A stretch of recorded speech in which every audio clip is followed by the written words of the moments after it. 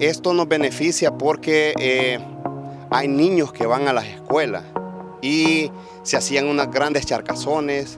No se podía pasar porque hay un sector aquí donde no podía pasar. Desde el 2016 esta calle no la arreglaban los periodos pasados. Ahora, gracias a Dios, las peticiones que le hicimos al alcalde pues fueron escuchadas y ahora vemos los resultados.